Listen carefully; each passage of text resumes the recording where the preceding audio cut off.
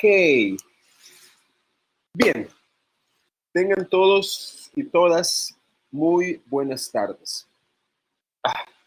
Vamos a continuar con el desarrollo de este tema que tiene que ver con los testimonios. Pero antes les quiero dar una asignación. Es bien sencilla. Cada uno y cada una van a preparar una pregunta, solo una. Y vamos a ampliar un poquito el tema. Podría ser con relación al tema este de los testimonios en general, o podría ser con relación a la última prueba evaluada que hicimos y que yo no sé cuántos de ustedes se dieron cuenta de que se abrió una segunda oportunidad. No sé cuántos se dieron cuenta. A ver, Hermes, ¿qué me tiene que decir? Hermes, ¿tiene alguna pregunta? No, Lee, voy apenas entrando acá. Ah, bien, bienvenido, bienvenido. Y se me activó el audio. Como les repito, cada uno de ustedes prepare, ahorita mismo hágalo, una pregunta porque en base a esa pregunta o a esas preguntas, al unirlas todas, vamos también a desarrollar la sesión de hoy. Es decir, ustedes mismos van a preguntar qué es lo que les gustaría que se diga o se amplíe en relación con este tema. Y la pregunta la pueden formular en cualquier momento, tal como siempre se los he indicado. Es decir, la pueden hacer aunque para ello me tengan que interrumpir. No hay problema, me pueden interrumpir y formular la pregunta. De hecho, no sé si pueden ver la presentación en pantalla porque voy a comenzar con un repaso, ojalá que no me tome mucho tiempo, pero sí me gustaría hacer un repaso de lo que hemos visto. Pero creo que esto no es la primera. Aquí está. Bien, pues a ver, vamos a ver si puedo llegar hasta el principio. Bien, decíamos en sesiones anteriores que en este tema de los testimonios nos interesan básicamente 5 preguntas. ¿Qué son los testimonios? ¿A quién expedirlos? A ver, déjeme preguntar. ¿Ok? O como quien dice, ¿cuáles personas estarían legalmente facultadas o habilitadas para recibir testimonio? Ya que deben ustedes asumir que no se le puede dar testimonio a cualquier persona. No basta con que se lo pida al notario, sino solo a aquellas personas que la ley autoriza expresamente para recibir testimonio. Entonces, esta pregunta aborda ese asunto de a quién se le puede válidamente extender un testimonio. También el momento que resulta oportuno, según la ley, para extender un testimonio. O como quien dice, cuándo es, según la ley, válido emitir un testimonio. También, y esto es bastante interesante, ya que de repente podemos encontrarnos frente a un caso en el cual si ya dimos un testimonio, no podríamos legalmente dar otro. Pero por regla general, sí. Es decir, la regla general es de que podemos dar más de un testimonio. Es decir, los testimonios que nos pidan. Pero hay casos que la ley prevé en donde no se puede dar más que uno solo. Entonces tenemos también que poner mucha atención a eso. Y la pregunta, ¿cuántos la resuelven? Luego tenemos, y eso tiene que ver con aspectos bastante prácticos, diría yo, y es cómo se elaboran los testimonios. O sea, cuáles son los pasos, las maneras, los requisitos formales que un testimonio debe llevar para que tenga valor, para que produzca los efectos jurídicos que se desean. Porque de repente podemos encontrarnos con un requirente que nos reclame y que nos diga, mire, licenciado, mire, licenciada, ese testimonio que usted me extendió, le faltaba esto. Bueno, ¿y quién se lo dijo? Pues me lo dijo un juez, o me dijo un registrador, o me lo dijeron en el banco. Es decir, alguien me dijo que ese testimonio que usted me dio no me iba a servir y de hecho no me sirvió. De eso creo yo que no está bien dentro de un ejercicio profesional de la función notarial. Entonces necesitamos conocer cómo es que se elaboran y qué es lo que debe llevar un testimonio para que produzca los efectos deseados. Y luego de esas 5 preguntas, también me interesa que conozcamos algunos casos especiales que tienen que ver con los testimonios. Por ejemplo, ahí vamos a ver el caso de algunos documentos que, aunque no son testimonios, de alguna manera sirven para comprobar la existencia del instrumento al que hace referencia. Estamos hablando aquí de copias simples que perfectamente se le puede dar a los interesados y que no necesariamente son testimonios. Aquí vamos a ver también el caso de testimonios extendidos cuando ya el libro de protocolo ha sido devuelto por el notario o por el agente diplomático o consular. Es decir, ¿qué pasa o quién o dónde uno puede obtener un testimonio cuando el libro de donde está la matriz que queremos reproducir ya no está en poder del notario o funcionario que autorizó esa matriz? Son casos, llamémosle, especiales en cuanto no nos corresponderá a nosotros extenderlo, sino a la oficina donde ese libro está. También tenemos aquí el caso muy particular de una partición. Fíjense ustedes que la partición es aquel acto jurídico que pone fin a la comunidad o a la proindivisión, que también se le llama, o indivisión le llaman otros. Es decir, a aquel caso donde un mismo bien o varios bienes pertenecen al mismo tiempo a varias personas, pero sobre cada bien, sea que solo sea un bien o sean varios, pero sobre cada uno de los bienes, lo que se tiene es un derecho en abstracto, es decir, un derecho pro indiviso en el sentido de que no se sabe desde dónde y hasta dónde llega ese derecho, sino que se tiene sobre la totalidad, pero no en un 100%, sino en un porcentaje menor. Les pongo un ejemplo.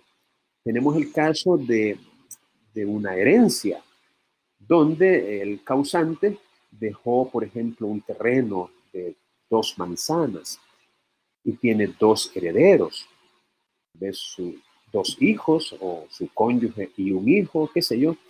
Entonces, cuando ellos aceptan la herencia, ellos se convierten en dueños de esas 2 manzanas, pero en forma proindivisa. Son dueños, cada uno de ellos, del 50%, y ese 50% recae sobre las 2 manzanas. Cualquiera podría decir, no, mira, y lo que pasa es de que cada uno es dueño de una manzana. Pues no es 100% cierto, porque mientras no se hagan la partición, que es de lo que estamos hablando, ellos van a tener un derecho pro indiviso que recae sobre la totalidad de las 2 manzanas, pero en un 50%, o sea, la mitad, cada uno de ellos. Pero mientras no se haga partición, ninguno de ellos puede decir desde aquí y hasta allí llega mi derecho. Y desde allí comienza el tuyo y sigue hasta allá. Es decir, como no se ha hecho partición, entonces ellos no saben a ciencia cierta o a cuerpo cierto qué es lo que le corresponde por su derecho a cada uno de ellos. Entonces, cuando se hace la partición, ahí se define. Ahí es donde, como su nombre lo indica, se parten aquello que les pertenece en comunidad. Y después de la partición, ya van a recibir ellos un instrumento que es un testimonio de su correspondiente hijuela, porque así se le conoce, hijuela, H-I-J-U-E-L-A, hijuela, con H, hijuela, de partición. Entonces, la ley dice que cuando se trata de una hijuela, es decir, de una partición, el testimonio que se le va a dar a cada uno de los copartícipes, que también se le llama así, copartícipes, el testimonio podría no ser íntegro en el sentido de no ser de toda la escritura matriz, sino que en ese testimonio bien se podría colocar solamente la cabeza, la descripción de la hijuela que le corresponde a ese copartícipe y el pie del instrumento. Interesante porque nos recuerda aquella estructura que hemos comentado ya de las partes de la escritura matriz. Y esa disposición que la vamos a ver en su momento habla precisamente sobre esas partes de la matriz que son la cabeza, el cuerpo y el pie. Solo que en este caso el testimonio no sería de todo el cuerpo, es decir, de todas las hijuelas, porque de todas ellas, en realidad la única hijuela que le interesa a cada copartícipe es la hijuela de lo que le dieron a él o a ella. Y por eso es que la ley permite que ese testimonio sea, como quien dice, una versión corta, una versión no completa de toda la matriz, sino la parte que le interesa y que le corresponde a cada copartícipe.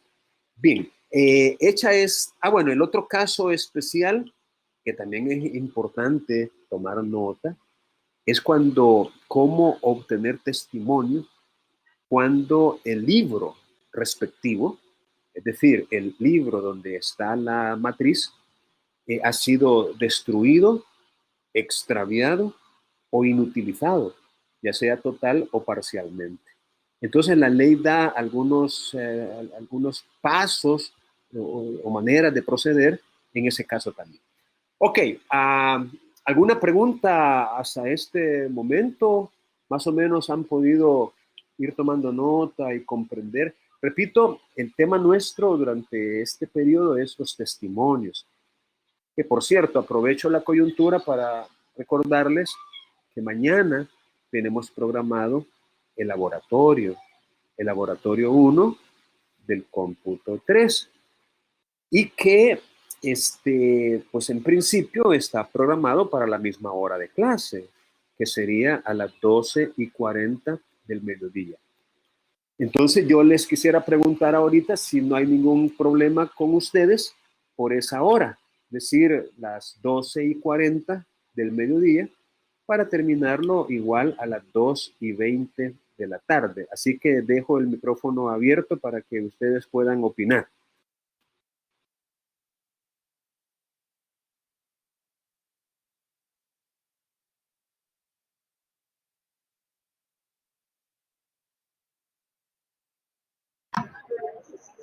Yo creo que está bien, Liga, sí, la hora. Muy bien. Porque tenemos evaluaciones después.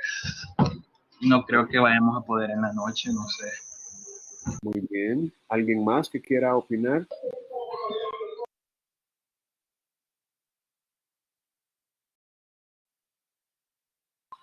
¿Alguien más que quiera opinar sobre la hora? Porque si no dicen nada, voy a asumir que por ustedes está bien, ¿verdad? a esa hora. Bien, entonces queda ya definido que mañana a las 12:40 vamos a hacer el laboratorio 1. Y la temática que vamos a abordar es los testimonios. Los testimonios. Bien, recuerden que les pedí que formulara cada quien una pregunta, ¿verdad? Una pregunta relacionada con el tema o incluso relacionada con la última prueba que hicimos, evaluada, es decir, el examen parcial. Entonces, si alguno tiene alguna pregunta ahorita, la puede formular. Ahorita para poder ir resolviendo sus preguntas según vaya transcurriendo la sesión. Lick, no estaría como que, porque te dice, ¿verdad? Que se puede como, en este caso, el testimonio, dar solamente la parte de cada persona, pero no dejaría de ser entonces la reproducción general de la escritura matriz. Por eso lo vemos como un caso especial, en el sentido de que de alguna manera escapa o sale de esa regla, de que el testimonio es precisamente aquella en la que se reproduce la escritura matriz. Esa es la definición que nos da la ley, aquella en la que se reproduce. Entonces nosotros entendemos que esa reproducción tiene que ser fiel, tiene que ser completa o integral. Pero luego vemos como caso especial que tratándose de una partición, la ley permite que el testimonio que se da no sea integral o completo, sino que se pueda únicamente escribir en él la cabeza, la descripción de la hijuela que le corresponde al copartícipe al cual le vamos a dar ese testimonio y el pie. Entonces, ahora, yo pienso que esto obedecía a lo difícil que era antes extender testimonios, porque cuando no había computadora que en su memoria puede almacenar cantidad casi ilimitada de información, entonces los notarios, prácticamente cada instrumento, tenían que escribirlo, ya sea a mano o con máquina de escribir, 2 veces como mínimo. No porque más. O sea, la primera vez en los folios, o sea, en el libro de protocolo. Ahí tenían que escribir, ya sea a mano o a máquina, la matriz. Porque eso era lo más que se podía. O sea, la técnica, la tecnología del momento apenas alcanzaba para hacerlo a máquina. De ahí se inventó unas máquinas de escribir eléctricas, pero igual, ¿no? Igual. Pero después tenía que volver a digitar así en la máquina el testimonio. Ahí sí ya se permitía que utilizara papel carbón. Y si el papel carbón estaba nuevo o estaba bueno y la copia que quedaba debajo era legible y no estaba como manchada o ilegible, entonces también se podía utilizar lo que salía del papel carbón. Entonces, ese doble o triple trabajo, de alguna manera, justificaba esta permisión legislativa para que pudiera en esos casos, es que miren, hay particiones donde hay 8, 5, 12 copartícipes. Son escrituras matrices bien largas porque cada hijuela lleva su propia descripción.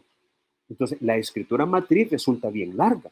Estamos hablando de 5, 6, 7, 8, 10 páginas, revés y derecho. Entonces, después de haber hecho la matriz, tener que reproducir otra vez en forma mecánica prácticamente el testimonio, resultaba un poco así como tedioso, ¿no? Y trabajoso. Entonces la ley le permitía a los notarios que bastaba con la cabeza, la hijuela y el pie en cada testimonio, porque tenía que sacar 8, 10, 12, 15, 5, según el número de copartícipes, más los otros testimonios que se tienen que sacar y de los cuales también hemos hablado. Entonces, esa permisión obedecía más que todo a ese aspecto práctico de quitarle un poco de trabajo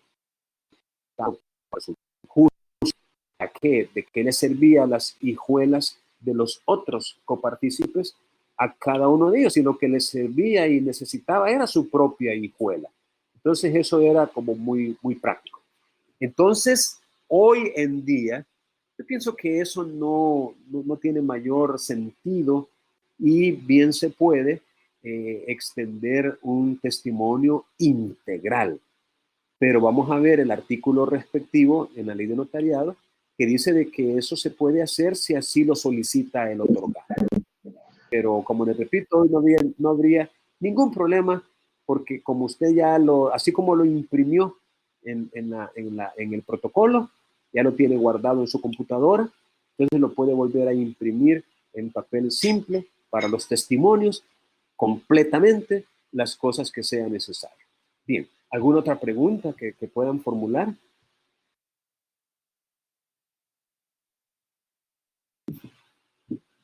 Bueno, vamos a poder avanzar entonces con el resumen. El resumen que comienza precisamente con la pregunta ¿qué son los testimonios? El hecho de que la definición no aparece en el capítulo 4 de la ley de notariado, la definición de testimonio, sino que aparece en el artículo 2, artículo del cual aprendemos que el testimonio, llamado también escritura pública, es aquella en que se reproduce la matriz. Y que, según el artículo 2, el testimonio o escritura pública es una especie, junto con la escritura matriz y el acta notarial, de un género, que es el instrumento notarial o instrumento público. O sea, la definición legal de testimonio aparece en el artículo 2. Y su definición es bien simple: aquella en que se reproduce la escritura matriz, ya sea que se reproduzca totalmente, que es el caso de la mayoría de testimonios, o que se reproduzca parcialmente, como lo hemos aprendido hoy, que es el caso de las particiones, en donde, repito, basta la cabeza, la descripción de la hijuela y el pie a cada copartícipe. Luego tenemos la definición doctrinaria que aparece ahí en el libro texto que yo les reitero la necesidad de leer varias veces, y que dice que el testimonio es la especie de instrumento público, que consiste en la reproducción literal de la escritura matriz expedida en la forma legal por la persona autorizada al efecto. Aquí tenemos 3 de las preguntas de nuestra sesión de hoy, como sería ¿qué es? ¿Cómo? Al decir en la forma legal, ¿cómo? Y ¿por quién? O sea, ¿por quién? En este caso, por la persona autorizada al efecto. Aunque nosotros estamos contestando también a quién. Bien, en eso de la definición de los testimonios y en vista de que son términos sinónimos, hemos reparado nosotros que esa costumbre muy común de muchos colegas de escribir testimonio de la escritura pública resulta redundante e impropia, porque prácticamente, siendo términos sinónimos, se estaría repitiendo la misma cosa con un énfasis innecesario. Así que cuando a ustedes les toque, no utilicen esa doble expresión, pues testimonio de la escritura pública, porque no es propia, no es congruente con la definición legal de testimonio. Bien, ¿alguna pregunta en relación con la definición tanto legal como doctrinaria de testimonio? ¿A todos les queda claro, de tal suerte que lo puedan formular en sus propias palabras, lo que es el testimonio?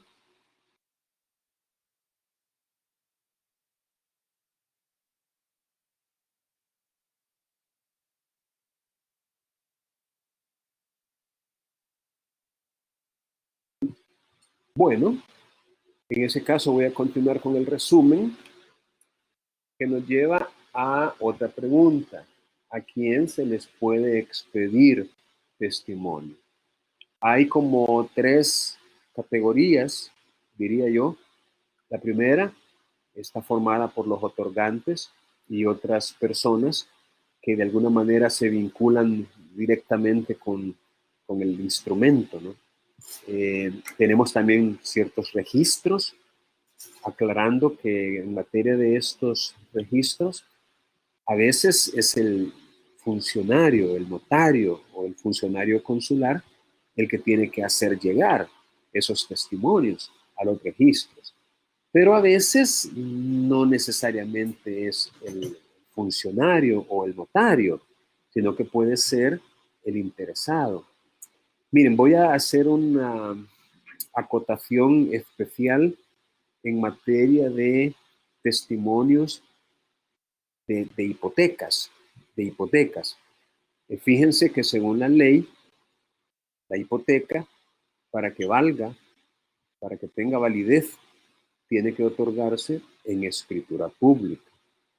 Entonces, jamás ustedes vayan a hacer una hipoteca en documento privado, ni así legalicen después el documento privado en base al artículo 52 de la ley de notariado.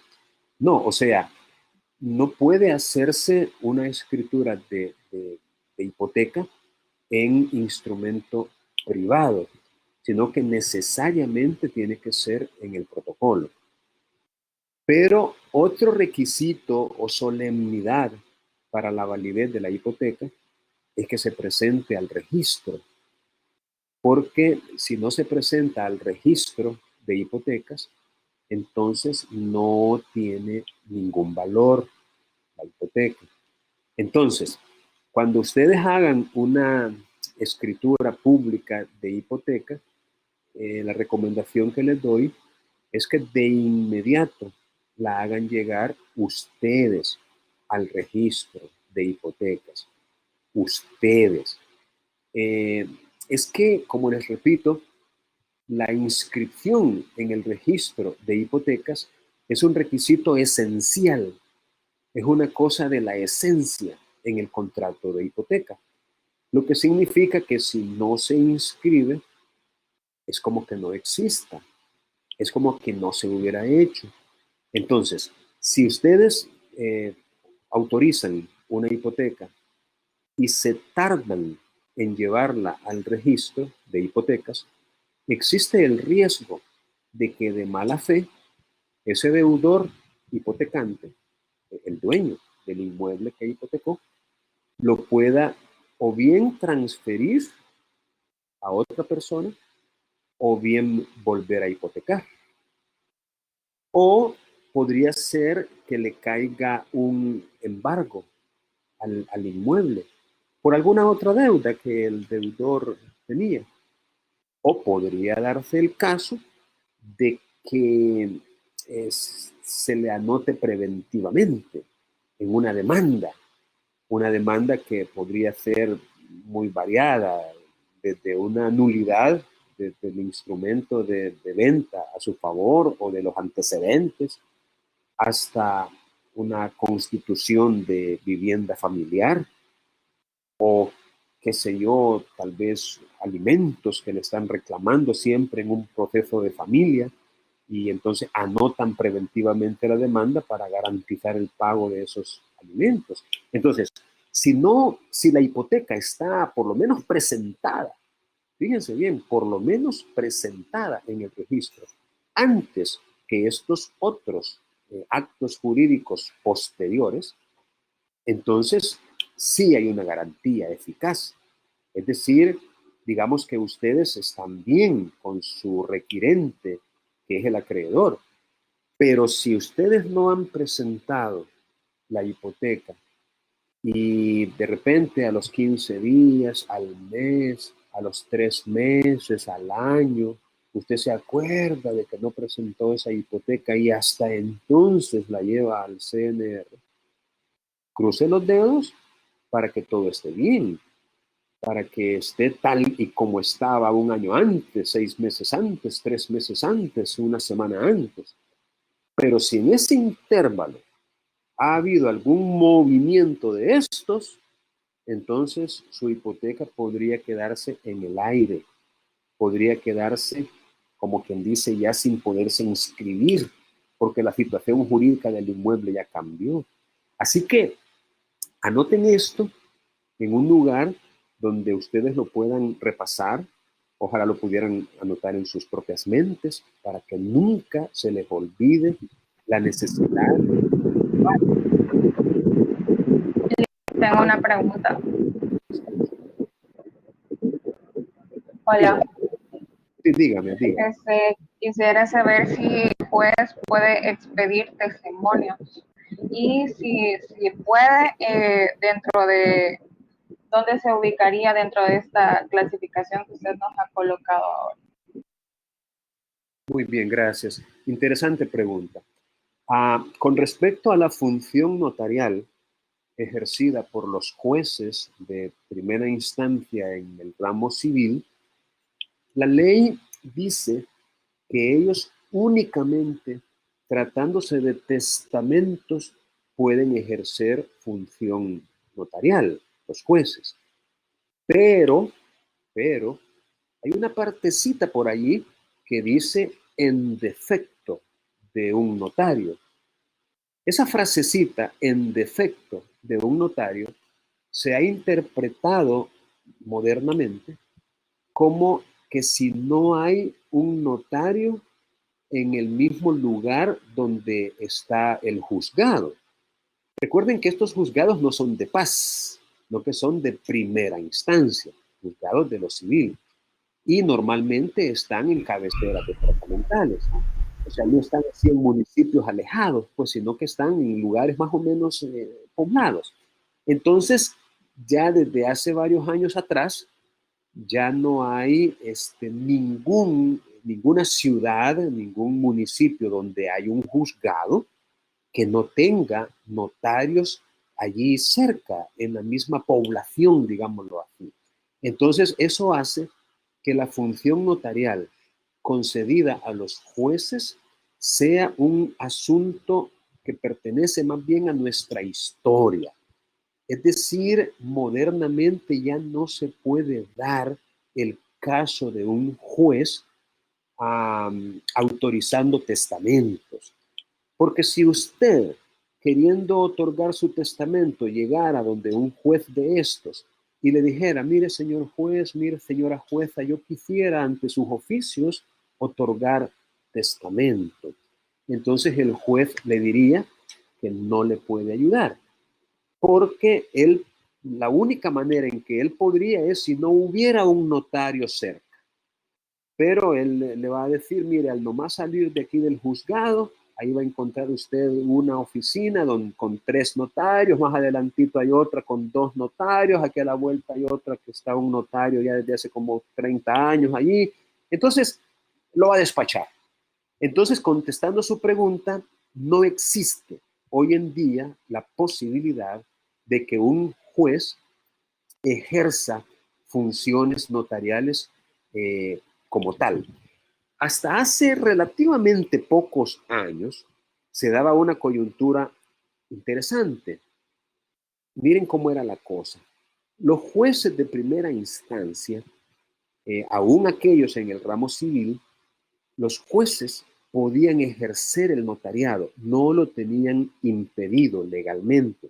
No había ninguna incompatibilidad entre el ser juez y el ejercer el notariado. Y fíjense que se daban coyunturas para mí bien feas, pues, porque hasta el horario de trabajo en los juzgados favorecía muchísimo a estos funcionarios, que siendo jueces también eran notarios. Fíjense ustedes que trabajaban de 8 a 1, así como lo oyen, de 8 de la mañana a 1 de la tarde. Pero no crean ustedes que la inmensa mayoría de estos jueces estaban allí 10 para las 8 y se iban a la 1:05 de la tarde. Nah, iban llegando 10:30, 11 de la mañana a sus despachos judiciales y se retiraban por tarde a las 12, por tarde. No era como hoy, en donde la presencia de ellos en las audiencias para recibir la prueba es indispensable gracias al principio de mediación. No, en esa época ellos no hacían más que llegar, entraban a su despacho, leían el diario, todavía leían el diario allí, el periódico, a veces 2, 3 periódicos según su preferencia, y empezaban a revisar expedientes, 1 o 2 expedientes de 8 o 10 que le ponían en el escritorio, y era un solo relajo. ¿Pero todo por qué? Porque estaban ocupados atendiendo a sus requirentes en sus oficinas particulares. Vieran la gran reacción de ellos cuando surgió la iniciativa de hacer incompatible el ejercicio del notariado con el cargo de ser un juez. No, hombre, hicieron una gran revolución y que quejas y hasta en los periódicos y en la televisión y todo eso. Bueno, lo que les quiero decir es que hoy ya no vamos a encontrar ese caso en donde un juez pueda al mismo tiempo ejercer notariado, o menos el de un juez que pueda autorizar testamentos en defecto de un notario, porque notarios hoy en día hay suficientes como para evitar que los jueces tengan que hacerlo. Así que contestando su pregunta, no hay forma de... Bien, ¿alguna otra pregunta que tengan por ahí?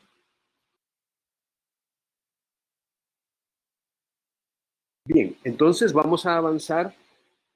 Les decía, en materia de hipotecas, que no se vayan a dormir. Camarón que se duerme, se lo lleva a la corriente y es muy arriesgado porque si por causa suya y su negligencia o descuido en llevar ese testimonio, el acreedor no puede hacer efectivo su crédito, pues lo más probable es que lo denuncie, lo demande y quiera que usted le indemnice por los daños y perjuicios causados. Entonces, para no correr ese riesgo de que lo vayan a demandar, mejor presente el testimonio lo más rápido que pueda.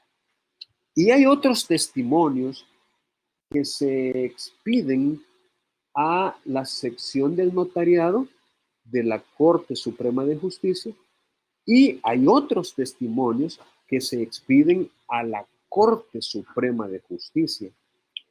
Y cuando yo menciono esto, es porque en estos casos, en la razón del pasó ante mí, que es la razón, que es ese párrafo de palabras que se ponen al final de la reproducción literal de la matriz, allí usted tiene que ponerle a quién le está expidiendo testimonio.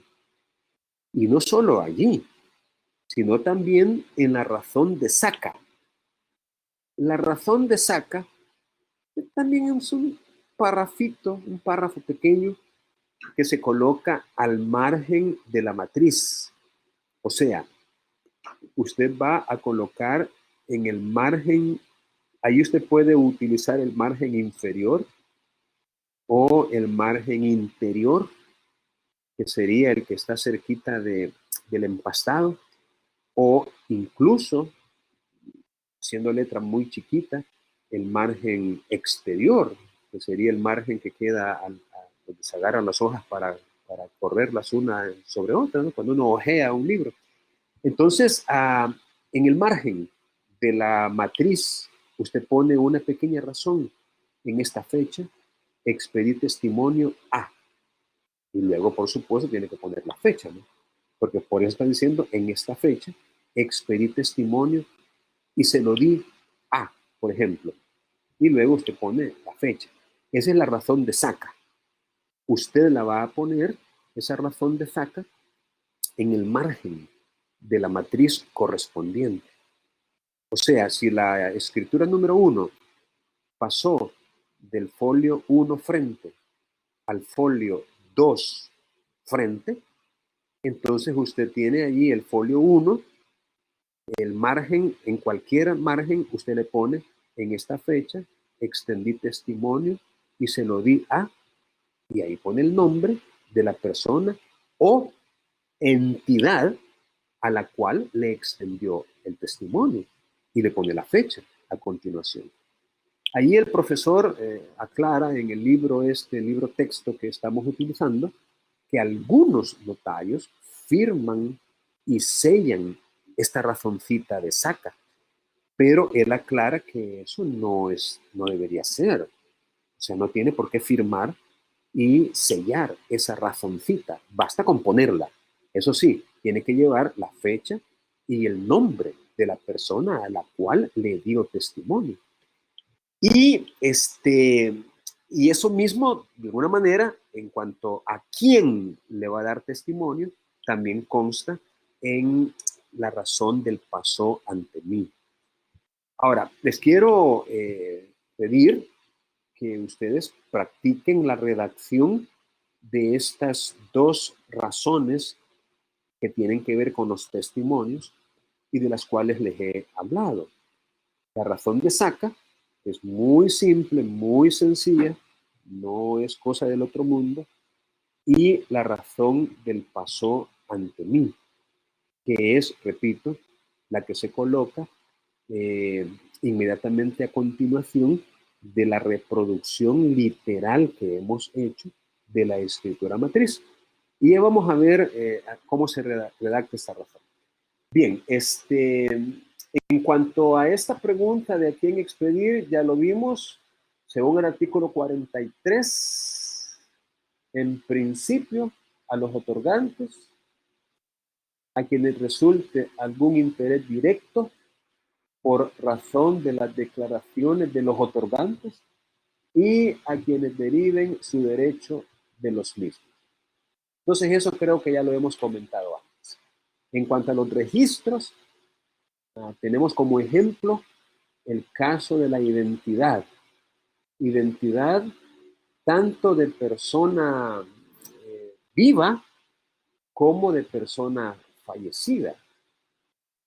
La identidad no importa si es de persona viva o de persona fallecida, hay que presentar un testimonio al registro de estado familiar donde está asentada la partida de defunción en el caso de persona fallecida y o la partida de nacimiento, siempre en el caso de la persona fallecida y también de la persona que no ha fallecido. Entonces, hay que presentar un testimonio al registro de estado familiar para que se margine la partida de nacimiento. Otra vez, las partidas de nacimiento también llevan anotaciones al margen. Esas anotaciones al margen son las que se conocen como marginación. Y las partidas se marginan en el caso de la identidad, anotando la fecha de la escritura, el notario ante quien se otorgó esa escritura y los nombres y apellidos con los cuales el otorgante será identificado. Así que aquí tenemos un ejemplo de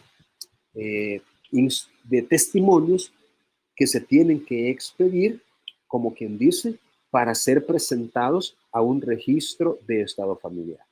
Entonces, en la razón del pasó ante mí, que es lo relevante por ahora, en la razón del pasó ante mí, usted así se lo pone.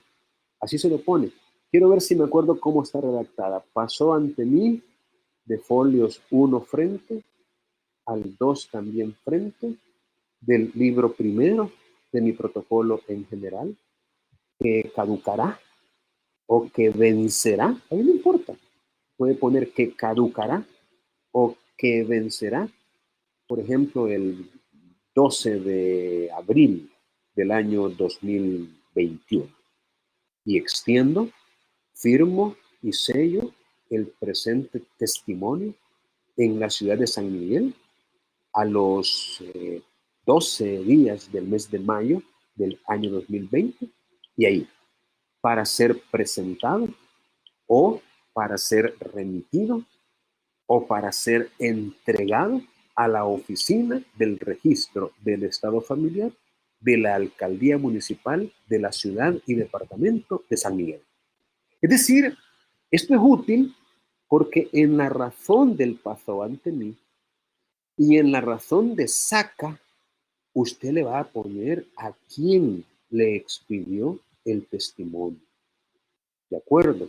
Esa es la importancia de esta pregunta, de a quién extender o expedir o remitir testimonio, porque así lo tiene que poner en la razón del paso ante mí. Repito, esta razón es la que uno le escribe en el testimonio al final, antes del sello y de la firma del notario. Hay que escribirle una razón, porque no es que solo le va a sacar la fotocopia y que la fotocopia le va a poner su sello y su firma por ahí en algún lugar. No. En el caso de que usted saque testimonio por vía de la fotocopia, al final de la copia, en algún espacio que haya allí disponible al final o en hoja separada, usted le tiene que poner esta razón. Vamos a aprender cómo hacer esta razón, qué es lo que lleva, aunque se las acabo de decir, pero vamos a repasarlo más adelante. Ok, también tenemos pues los testimonios que en papel común se envían a la sección del notariado de la Corte Suprema de Justicia. Muchas veces en presentaciones anteriores yo me he referido a estos testimonios y les he llamado copias, pero corrijo, no son copias, son testimonios. O sea, testimonios tan originales como el testimonio que uno le da al otorgante o al interesado o a quien derive su derecho. O sea, son testimonios. Yo muchas veces le he llamado copias, pero en realidad me equivoqué y si les di a entender que estos que se mandan a la sección de notariado son copias, no. Son testimonios. Testimonios que, por cierto, en la razón del paso ante mí, llevan para ser remitidos a la sección del notariado de la Corte Suprema de Justicia. O sea, usted le pone allí que son para ser remitidos a la sección del notariado de la Corte Suprema de Justicia, en la razón, y obviamente, como está expidiendo testimonio, también en la saca que le tiene que poner al margen de la matriz directamente en las hojas de protocolo, porque ahí es donde va la matriz. Ahí en el margen usted le pone, hay quienes van a hacer un sellito, pero si lo que le pone es tan poquito que no tiene sentido hacer un sellito, lo puede hacer a mano. Lo puede hacer a mano ahí con tinta, por supuesto, indeleble, pero sí lo tiene que poner en el margen. ¿Alguna pregunta, Junior? Recuerden, de estos testimonios es que hemos dicho que no se cumple lo de los 15 días, pero sí se cumple lo de hacerlos y entregarlos. Solo que en vez de hacerlo dentro de los 15 días del otorgamiento, se entregan empastados junto con el libro de protocolo original. Entonces, cuando usted va a entregar el libro original, también tiene que llevar debidamente empastados estos testimonios de los que estamos hablando. Dígame. Bueno, yo estuve leyendo, ¿verdad? Un poquito sobre el material que nos puso sobre los testimonios, el de Olmedo López. Okay. Entonces, en el apartado referente a lo que está hablando en ese momento, pude observar que él establece, ¿verdad? Eso de que no se cumplen directamente en la práctica los requisitos que señala el artículo 46 en cuanto a los 15 días, pero que una de las dificultades que podrían encontrarse para el notario al no cumplirlo sería, por ejemplo, en el caso de la pregunta que yo le quería realizar la clase pasada, ¿verdad? De lo que pasa cuando por X razón hay una pérdida total o parcial del protocolo, porque al final no estarían ya estas copias pues en la corte o igual en la sección del notariado, ¿verdad? Así es. Su observación es muy atinada y efectivamente usted tiene razón. Ahí se ha puesto prácticamente por parte del autor el dedo en la llaga, como decimos popularmente. Entonces, ¿cuál sería la recomendación que yo les podría dar a ustedes como futuros notarios? Es de que aunque no los envíen dentro de los 15 días, porque créanme, no se los van a recibir. Es decir, esta inobservancia o incumplimiento cuenta con luz verde o con el aval de las mismas instituciones llamadas a recibirlos. Entonces, ¿por qué los va a llevar si no se los van a recibir? Es decir, ellos mismos le van a decir, no, mire, Lick, tráiganme todos esos testimonios debidamente ordenados y empastados junto con el libro cuando le toque entregarme el libro original. Entonces, mi consejo o recomendación para ustedes es que aunque no los envíen dentro de los 15 días, que sí los preparen, dentro de esos 15 días, o si es posible antes. Como quien dice, ya que voy a sacar testimonio para el interesado, para el otorgante, para el que derive su derecho, para el registro de comercio, para el registro de hipotecas, para el registro de la propiedad, para el registro del estado familiar. Ya que estoy sacando testimonio, ¿qué me cuesta sacar uno más? Un testimonio para la sección de notariado. Y todavía hay notarios que también manejan el testimonio para mi archivo personal. Y así le ponen, para ser anexado, para ser agregado a mi archivo personal. Testimonio que dice el autor que no tiene base legal, pero que no está de más. Como que dice, también tengo un testimonio para mí mismo, para mi archivo personal.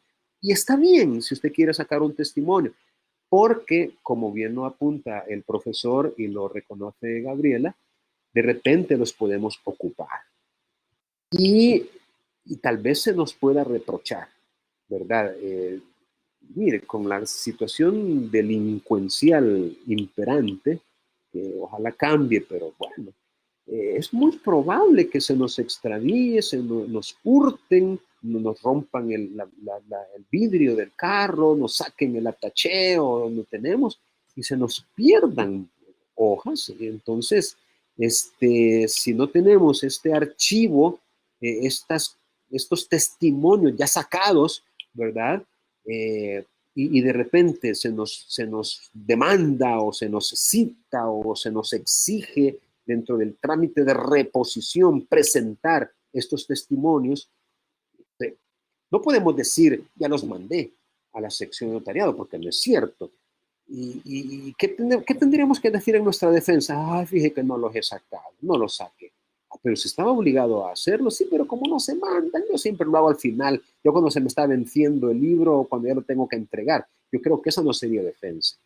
Entonces, por las razones ya apuntadas de que esos testimonios sirven para reponer un instrumento que se haya deteriorado, extraviado o inutilizado, la recomendación es que seamos diligentes y que hagamos estos testimonios y que los vayamos guardando en un lugar especial para que en caso de ser necesarios podamos utilizarlos para estos propósitos. Muy bien, gracias por su observación. ¿Alguna otra pregunta que tengan?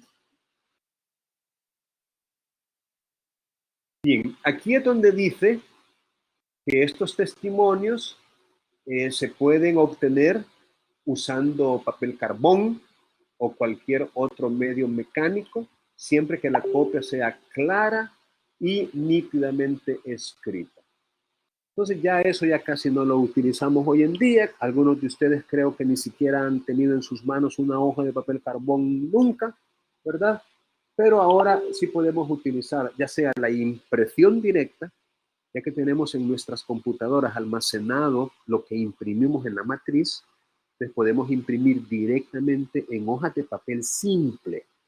Porque recuerden que les he pedido que no hagan caso de todas las referencias que escuchen sobre papel sellado, con la única excepción del papel que se usa para las hojas de protocolo.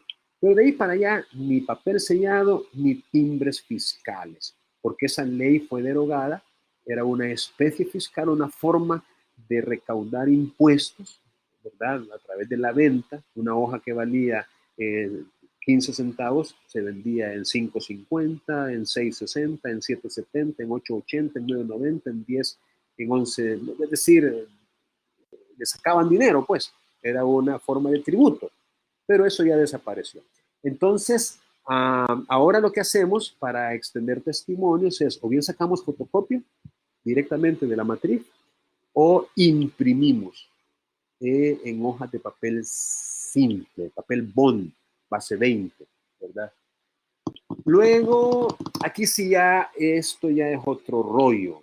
Este sí ya es harina de otro costal. Este es otro pisto, como solemos decir. Porque aquí estamos hablando de testimonio de testamentos. El testamento, como ya ustedes lo han de saber, puede ser abierto, llamado también público o nuncupativo, y a ese se refiere este inciso, o puede ser cerrado. Entonces, en el caso del testamento cerrado, ya se los expliqué, lo que se imprime directamente en el protocolo es el acta de legalización de las cubiertas. Y de esa acta, interesante, ¿no? Hay que sacar testimonio. O sea, testimonio del acta. Me da risa porque normalmente es testimonio de una matriz, ¿verdad? Pero en este caso es de un acta, porque esa acta es la única excepción a que en el protocolo se puede imprimir un acta, y es en el caso del testamento cerrado. Entonces, ya sea que el testamento sea abierto o cerrado, tenemos 5 días hábiles contados a partir de su otorgamiento para remitir un testimonio, ya sea del testamento abierto o del acta en el testamento cerrado. Esta vez no le vamos a poner en la razón de pasó ante mí a la sección del notariado, ni le vamos a poner al juzgado de primera instancia competente, porque este testimonio va dirigido a la Corte Suprema de Justicia, y así le tenemos que poner en la razón del paso ante mí. Ahora, sería válido, por ejemplo, para ser remitido a la Corte Suprema de Justicia por medio de la sección del notariado de la misma. Eso sería válido, por medio de, o por medio del juzgado de primera instancia competente también. Pero lo importante es aclarar que el destinatario final de ese testimonio es la corte, no es ni el juzgado ni la sección del notariado, sino la corte. Por eso es que dice que el jefe de la sección del notariado va a revisar los testimonios que reciba y los remitirá dentro de tercero día a la Corte Suprema de Justicia, haciendo constar las informalidades que notaron. Ya hemos hablado de esas informalidades y de lo que puede resultar. Bien, ¿alguna pregunta adicional hasta este momento?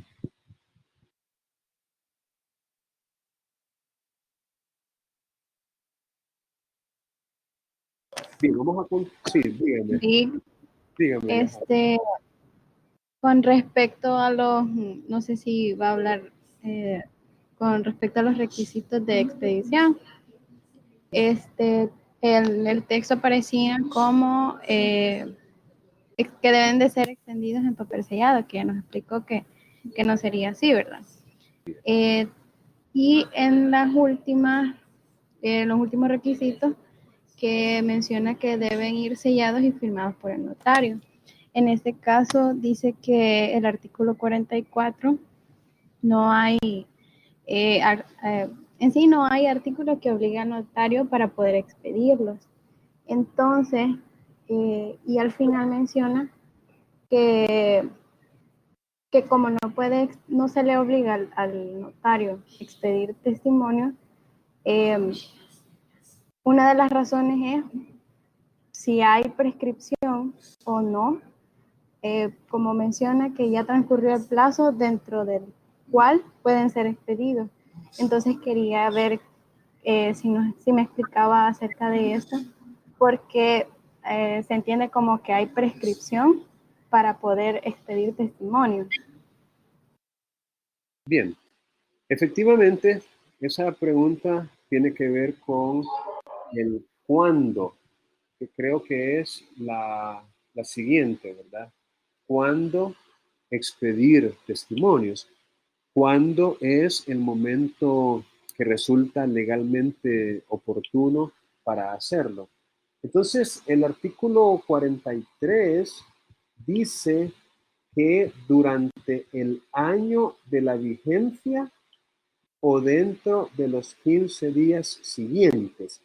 Eso es lo que podríamos llamar la regla general en cuanto al tiempo en que un notario puede válidamente expedir testimonios.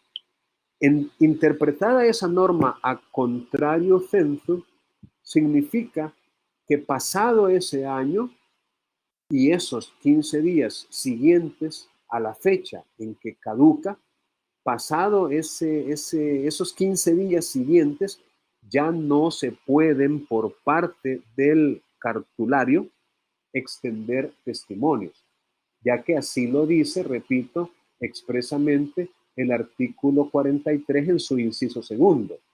Dichos testimonios solo, esa palabrita solo implica una limitación temporal, solo pueden ser expedidos durante el año de la vigencia del libro de protocolo o dentro de los 15 días siguientes a la fecha en que caduca. De este inciso, podemos decir que ese año que se nos da para tener en nuestras manos el libro de protocolo, se puede decir que vence o caduca. Esas dos palabras se pueden utilizar perfectamente. Vence o caduca. O también podemos hablar vigencia. Vigencia, estuvo vigente, antes de que caducara, antes de que venciera. Y luego se nos da 15 días más. No para cartular, creo que lo expliqué la vez pasada ante una pregunta que me hizo Martín. No para cartular.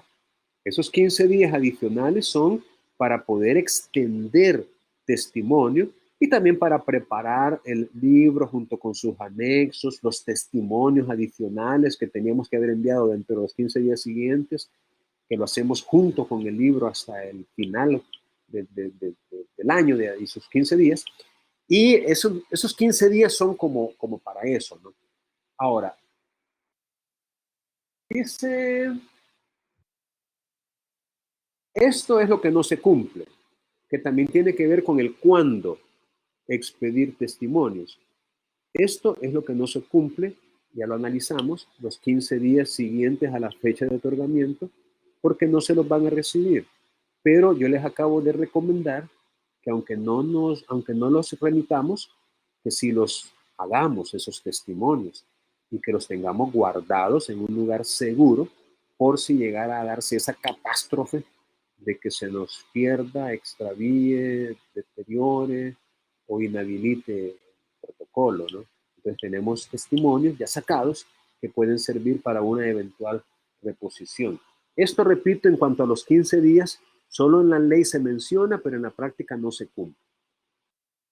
Lo que sí se cumple es lo de los 5 días siguientes a la fecha del otorgamiento tratándose de los testamentos. Es decir, tratándose de un testamento y ese testimonio que va para la Corte Suprema de Justicia, ese sí no hay chance de obviar esos 5 días. No esperen tampoco hasta el último día. Esa es una costumbre muy nuestra, muy salvadoreña, de dejar casi todas las cosas hasta el final. Pero tratemos de ser un poco disciplinados y mostrar mucha diligencia en eso. Y hagámoslo llegar como cuando es el registro, ¿no?, de una hipoteca. Hagámoslo llegar el mismo día, si fuera posible, o un día después. O sea, es cierto que se nos dan 5 días, pero no los tomemos todos ellos. Podemos perfectamente hacerlo antes de que esos 5 días lleguen o pasen. Pero tenemos 5 días. Eso sí no se puede obviar. Luego, con respecto al testamento cerrado, es igual. Es igual. Tenemos que hacer llegar dentro de los 5 días siguientes ese testimonio del acta y la cubierta que también debemos hacer llegar a la Corte Suprema de Justicia, porque recuerden que son 2 cubiertas las que el testador nos presenta tratándose de un testamento cerrado. En ambas cubiertas va un ejemplar idéntico de su testamento, va cerrado, sellado, de tal suerte que no se pueda abrir sin romper la envoltura. Y una se le entrega al testador o a la persona que él designe y la otra se hace llegar a la corte, por si se llegara a perder el testamento original. Luego tenemos que también los agentes diplomáticos están obligados durante cierto tiempo, pero esto no nos compete mucho porque no estamos hablando, digámoslo así, solo el cambio es que son 10 días en el caso de los agentes diplomáticos y consulares. ¿Alguna pregunta, Jason? No, Lick, solo se me activó el micrófono. Ok, no tenga pena. Bien, entonces veamos bueno, mire, en cuanto a la pregunta que me hacía Yajaira, tengo mis dudas en cuanto a la prescripción que se menciona. Yo sí recuerdo haber leído en ese libro texto que es una obligación del notario expedir testimonios. Es decir, él debe, esa es la palabra que se utiliza, debe expedir testimonios. Y el plazo que tiene para hacerlo depende de la fecha en que le entregaron el libro a él. Es decir, si se lo entregaron un 5 de mayo y comienza él a cartular ese mismo día en adelante, entonces él tiene hasta el 5 de mayo más 15 días del año siguiente para expedir testimonios. Entonces, prescripción en cuanto a la obligación de expedir testimonios, no, de momento no le encuentro aplicación porque solamente es ese año más 15 días para que él pueda hacerlo, el notario. Y es una obligación expedir testimonio. Sin embargo, de repente podemos encontrarnos ante una causal válida para no expedir testimonio. El ejemplo así que surge casi espontáneamente es el ejemplo de honorarios no pagados. Es decir, yo autorizo una escritura de compraventa de inmueble, pacto X suma en concepto de honorarios, se autoriza en la mañana, pues le digo yo, vaya, en la tarde regresen para darme el testimonio. Regresa en la tarde, yo ya tengo listo el testimonio, extiendo mi mano para recibir los honorarios y el comprador me dice, no, mire, ahí se lo voy a pagar dentro de 15 días. Ah, bueno, este testimonio que ya está hecho se lo voy a entregar dentro de 15 días, cuando me pague. Es decir, eso es válido, perfectamente válido. Hay lo que podemos llamar un derecho legal de retención allí, en el sentido de que ¿por qué voy a cumplir yo si él no ha cumplido? Entonces, si nunca llega a pagarme, yo estoy válidamente facultado para no darle testimonio. ¿Y por qué se lo voy a dar? Pues, no sé si me explico. Es decir, se lo voy a dar si me paga. Ahora, obviamente hay un riesgo aquí. El riesgo mío es que el instrumento ya está otorgado, ya está autorizado, ahí está en el protocolo. Entonces, se pasa el año, se pasan los 15 días, yo devuelvo el libro y de ahí en adelante, él o ella, el comprador, puede ir a solicitar testimonio a la corte y lo más probable es que se lo den. Y yo me quedé prácticamente burlado. Entonces allí, obviamente, no es que tampoco la ley me desampare, ¿no? Porque aún los honorarios pueden ser reclamados judicialmente. Se puede reclamar honorarios a un requirente que no le ha pagado, demandarlo pues en un proceso, según una cuantía. Es decir, existe la acción judicial para reclamar honorarios, pero mi recomendación para ustedes es que mejor capturen los honorarios y todos los gastos concomitantes al instrumento antes de las firmas. Esa podría ser una recomendación válida, a menos, por supuesto, que se trate de una persona de su absoluta confianza, en la cual usted no necesariamente le tenga que decir de antemano que él le pague, ¿verdad? Pero esa podría ser una alternativa también viable, ¿verdad? En el sentido de, vaya, mire, ya está todo listo, aquí estoy ya a punto de imprimir, ya en el protocolo, aquí la tengo yo en la computadora, si quieren se las leo, pero antes de imprimir, quiero que por favor me paguen los honorarios y todos los gastos. Y ahí pues que saque la plata, ¿no? Y mientras no le pague, no imprima. Eso tampoco se lo va a reprochar nadie. Todo lo contrario, podría ser hasta una buena práctica, ¿verdad? Entonces, por eso es que no me cabe mucho ahí lo de la prescripción, ¿de acuerdo? Pero vamos a ver si vamos a leer de nuevo esa parte. ¿Alguna otra pregunta que tengan por ahí? Sobre la parte que estaba hablando la compañera, a mí me surgió una duda en cuanto a los números de testimonios que se pueden expedir, porque en el libro se habla de aquellos que no dan acción y los que sí dan acción. En cuanto a los que no dan acción, establece que realmente el notario lo único que hace sería cobrar los honorarios por cuestiones de que al final es un trabajo extra para el notario estar expediendo estos testimonios. Pero en cuanto a los que dan acción, es que me queda la duda, porque se establece que solamente sería un testimonio. Y después en el libro se sigue hablando sobre cómo sería denominado este testimonio y qué valor podría tener, en sentido de que normalmente tendría que ser bajo un decreto judicial. Entonces en eso sí me entró un poquito la duda, me quedé así como... Muy bien, muy bien, muy bien. Agradezco su participación porque me da la pauta para hacer otra aclaración. Fíjense ustedes que estas explicaciones que hace el profesor en el libro texto están directamente vinculadas con el Código de Procedimientos Civiles en relación con el Código Civil y con la ley de notariado misma. Entonces, aquí la variante, llamémosle así, la variante que tenemos hoy en día cuando estudiamos textos antiguos, llamémosle así, útiles pero antiguos.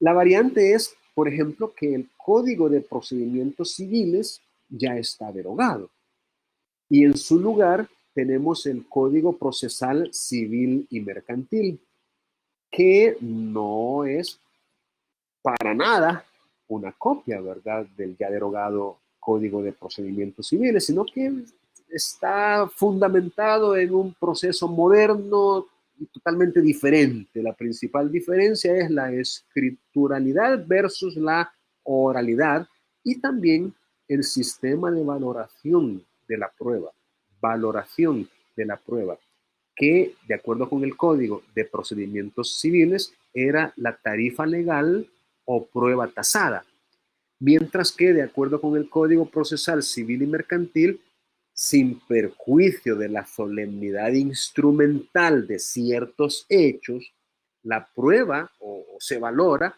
según las reglas de la sana crítica. Entonces, con eso en mente, el Código de Procedimientos Civiles es el que hablaba de una segunda copia y le daba validez o valor solo a la primera copia. Es decir, para el Código de Procedimientos Civiles, testimonio solo era la primera copia que se sacaba de la matriz. Una segunda, tercera o cuarta ya no era testimonio, según ese código. Pero luego, cuando entra en vigencia la ley de notariado, el profesor dice que para la ley de notariado, testimonio es aquel en que se reproduce la matriz. Y no importa si se reproduce por primera, segunda, tercera, cuarta, quinta, sexta o séptima vez. En cada ocasión es un testimonio. Y deben tener el mismo valor. No importa si es la sexta o la primera, o la segunda o la cuarta reproducción que el notario hace. Pero ojo, aquí estamos hablando de aquellos testimonios de actos jurídicos que no dan acción o derecho para reclamar un pago o una prestación cuantas veces se presente, que es el tema que nos ocupa ahorita y que voy a desarrollar auxiliándome de la presentación. Aquí dice, ¿cuántos testimonios? Los notarios deberán expedir a los otorgantes, a quienes resulte algún interés directo por razón de las declaraciones o a quienes deriven su derecho, los testimonios que les pidan de los instrumentos que autoricen.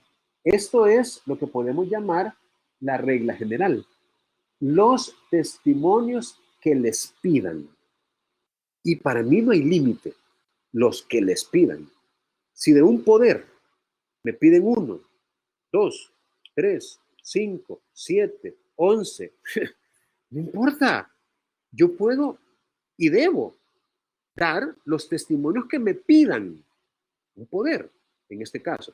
Y como dice Gabriela muy atinadamente, tengo que cobrar. O sea, mi deber es dar uno, un segundo, un tercero, un cuarto. ¿Por qué no voy a dar al estilo de Will Salgado?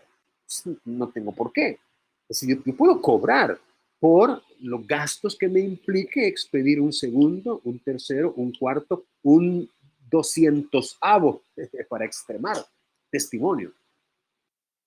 Pero, bueno, obviamente tengo que anotar también la saca al margen del protocolo. Y este artículo es el que regula esa razoncita que escribimos en el margen del protocolo, la saca, anotando la saca. No es tonizaca, sino que es la saca, al margen del protocolo, con expresión del nombre de la persona a quien se da el testimonio y de la fecha. Entonces, ya que estoy aquí, otra vez, doy un testimonio y pongo una razón de saca al margen en la matriz, allí a un ladito, abajito, a un ladito. En esta fecha, expedí testimonio y lo di a fulano de tal. Podemos ponerle el lugar si nos cabe, ¿no? Si queremos, San Miguel, 12 de mayo de 2020. Incluso se menciona que hasta podemos usar números en esta razoncita. No tenemos por qué usar letras, porque no forma parte de una matriz. Es una razón de saca. Entonces, creo que el autor menciona eso, de que podemos usar números incluso. Bueno, pero si podemos ahí, podemos hacer también con palabras, ¿verdad? 12 con letras y no el número 12. Bueno, pero eso ya es como optativo de cada quien. Lo importante es poner la saca. Ahora, si doy un segundo testimonio, pues otra saca. En esta fecha di segundo testimonio a fulano de tal. Allá al mes, mira, le dije que se me perdió el testimonio. ¿Cómo no? Con gusto le doy otro. Son $20, son $15, son $50. Usted pone sus honorarios como usted quiere. Ok. En esta fecha extendí tercer testimonio y se lo di a y el mismo nombre, pues porque es la misma persona a la que le estamos dando. Es decir, tenemos que anotar la saca al margen. Y eso sí, no nos pasemos de los 15 días siguientes a la fecha en que caduca. Pues, o sea, no vamos a dar testimonio de hace años, de hace 3 años, y eso es porque me lo pidan. La limitante temporal siempre se mantiene, ¿verdad? Luego, aquí tenemos ya el caso de un solo testimonio. Si la escritura es de aquellas que dan acción para pedir o cobrar una cosa o deuda, cuantas veces se presenta. Ahí sí tenemos una limitante importantísima y que no debemos soslayar. Si el instrumento que autorizamos es uno de aquellos que dan acción para pedir o cobrar una cosa o deuda cuantas veces se presente, no debe extenderse más que un solo testimonio. El ejemplo clásico es el de un mutuo, un préstamo de consumo, es decir, un instrumento que, si yo doy un testimonio, ese testimonio es el que le va a servir de título de ejecución o título ejecutivo. No me acuerdo ahorita si hay diferencia entre decir título ejecutivo o título de ejecución. Bueno, pero tiene fuerza ejecutiva suficiente para servir como prueba preconstituida de una obligación, de una deuda. De tal suerte que yo lo presento en un proceso ejecutivo, ese testimonio, y el juez, al ver la legitimidad de la parte que lo presenta y la fuerza ejecutiva que el instrumento tiene, sin oír a la parte contraria, decreta el embargo en bienes del deudor. Y el embargo se traba, se ejecuta, se materializa con solo la presentación de ese testimonio.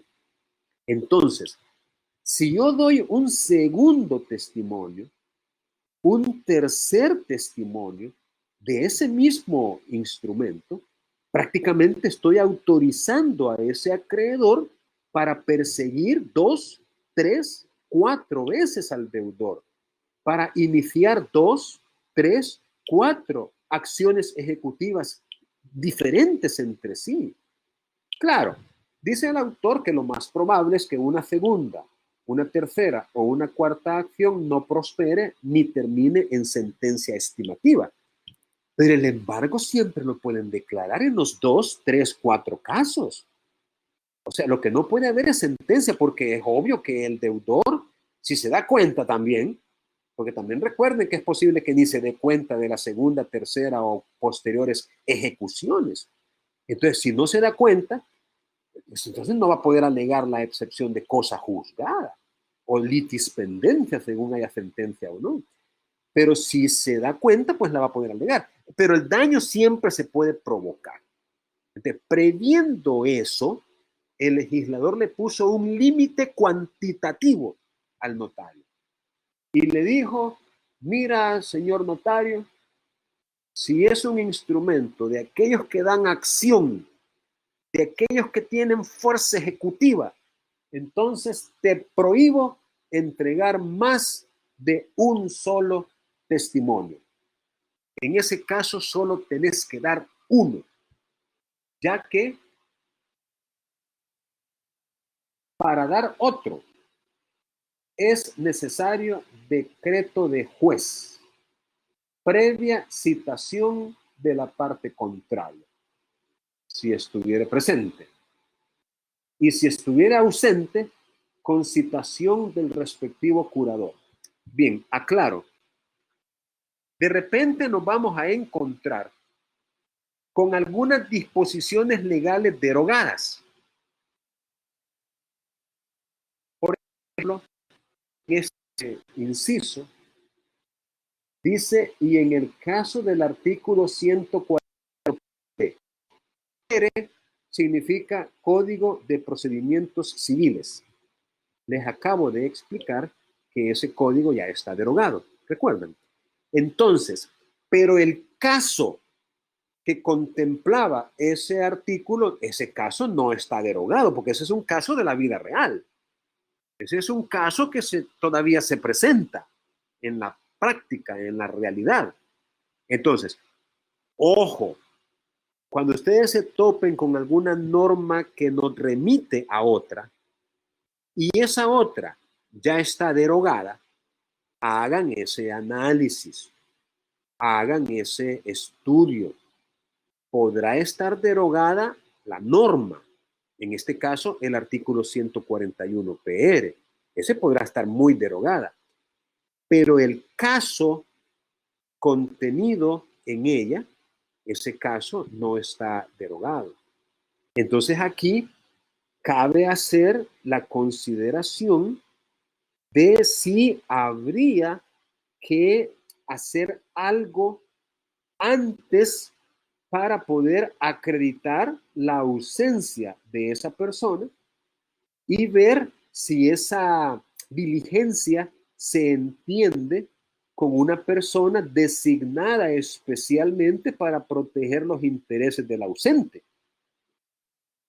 Porque yo pienso que la nueva legislación no tiene que marcar retrocesos, sino avances. Si bajo el imperio del Código de Procedimientos Civiles a un ausente había que nombrarle a un abogado para que lo representara una vez demostrada su ausencia, no puede ser que bajo el imperio de un nuevo código más moderno, más garantista, ahora ya no. Es decir, ahora ya se pueda a espaldas de un ausente hacer algo que le pueda perjudicar. Yo no lo veo así.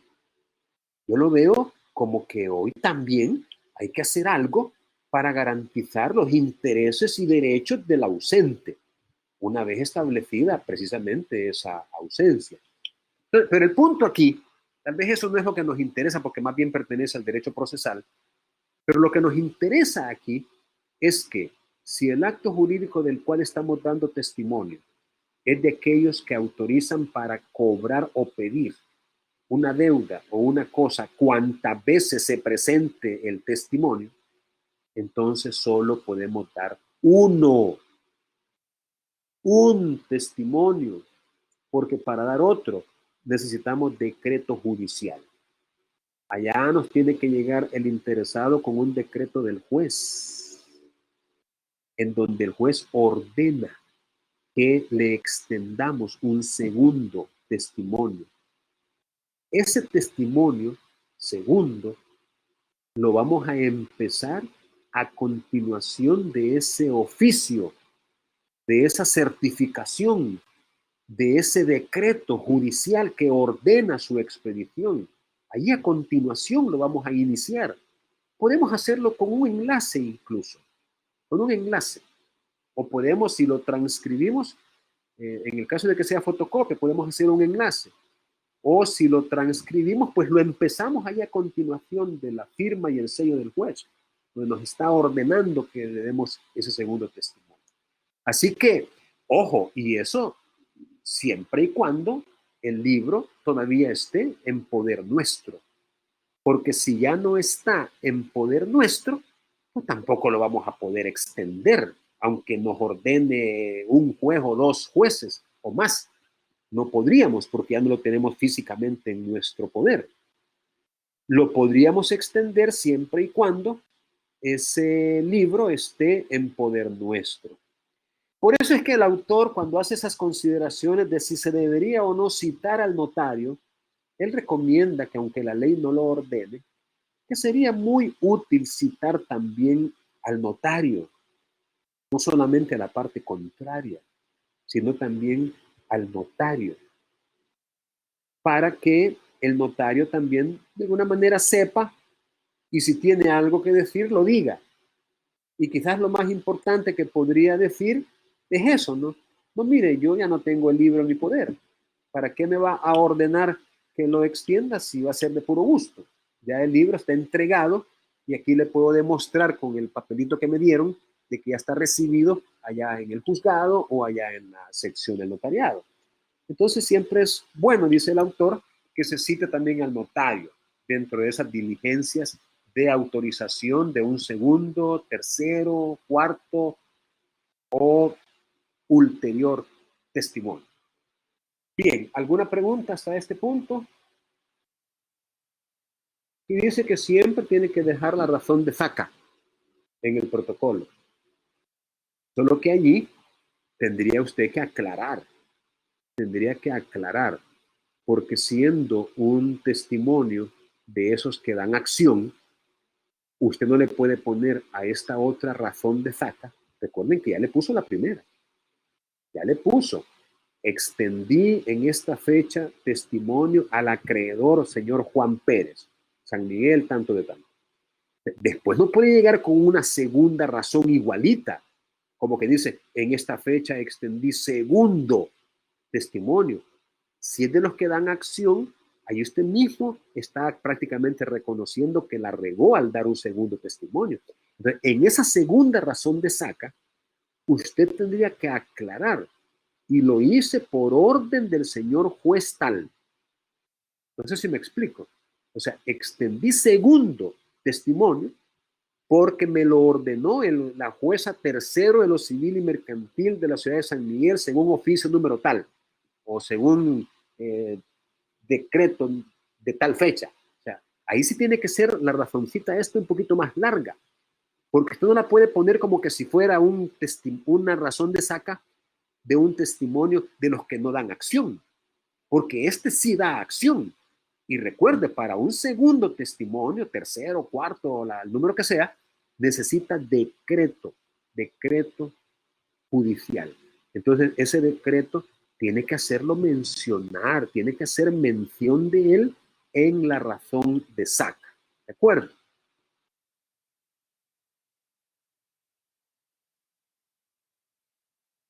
¿Cómo extender testimonios? Hay dos maneras de extender testimonios.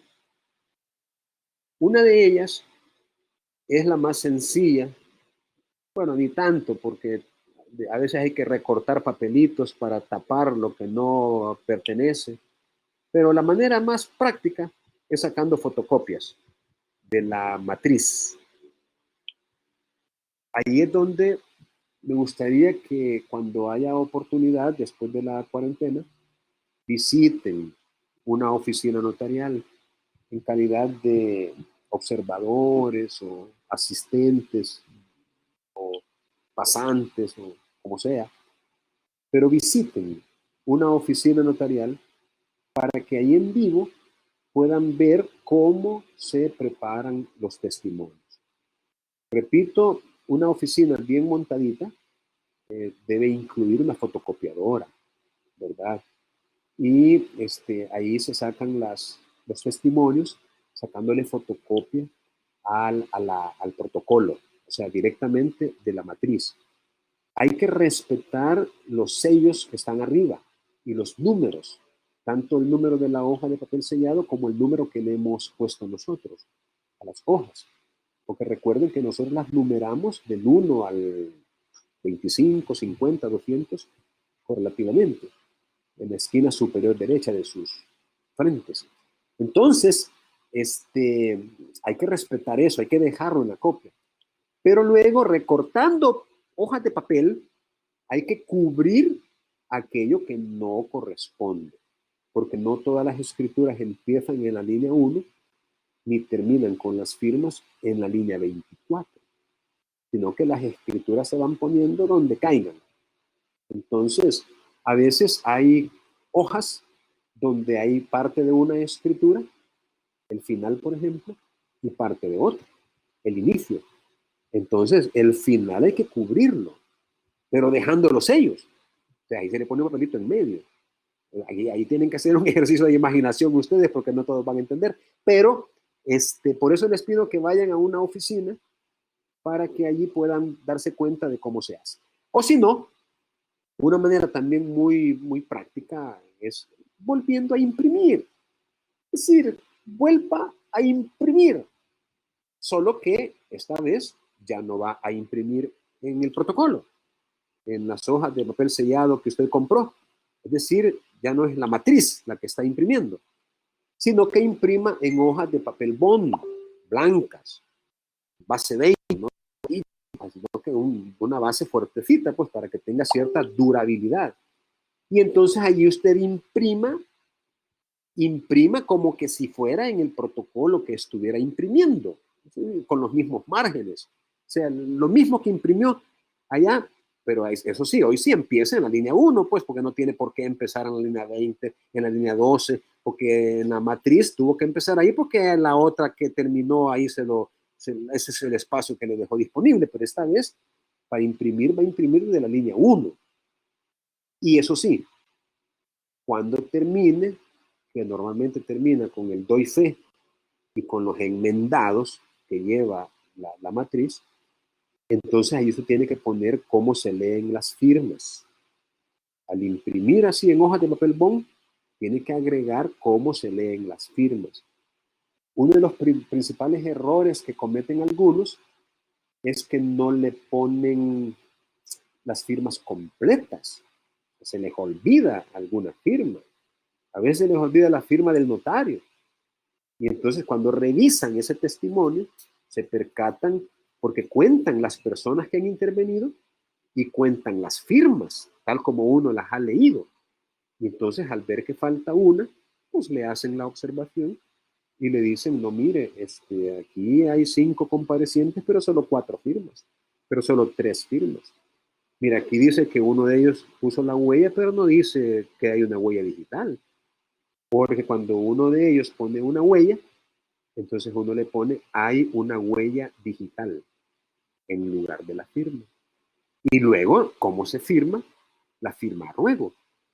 A veces también podría faltar cómo se lee la firma a ruego. Es decir, hay tantos detalles que son más propios de una práctica, porque la teoría aislada de la práctica en estos casos resulta insuficiente.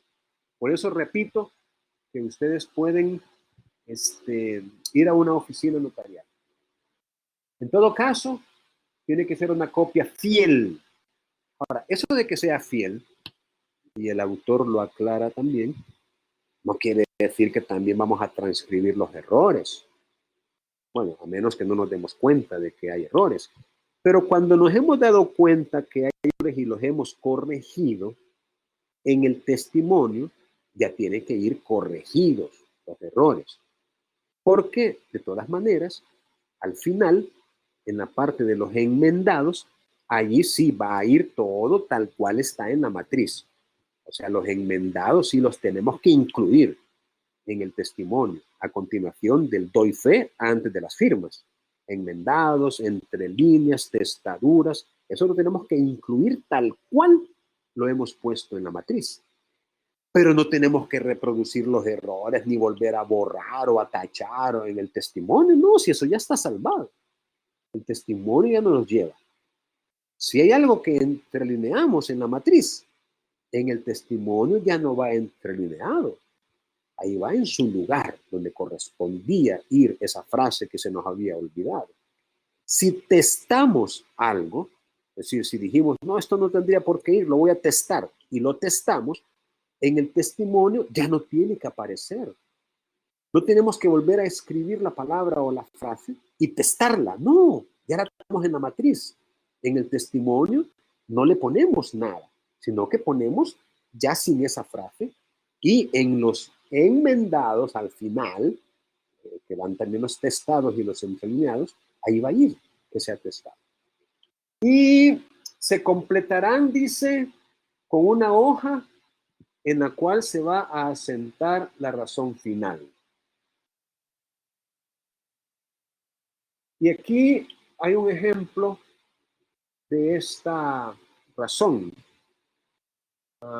Pasó ante mí de folio tal, al tal, del libro tal, que llevo tal fecha, bla, bla, bla, bla, bla, bla. Bueno, jóvenes, aún ha llegado la hora de empezar asistencia. Vamos a ver si podemos... ¿Alguna pregunta antes de terminar?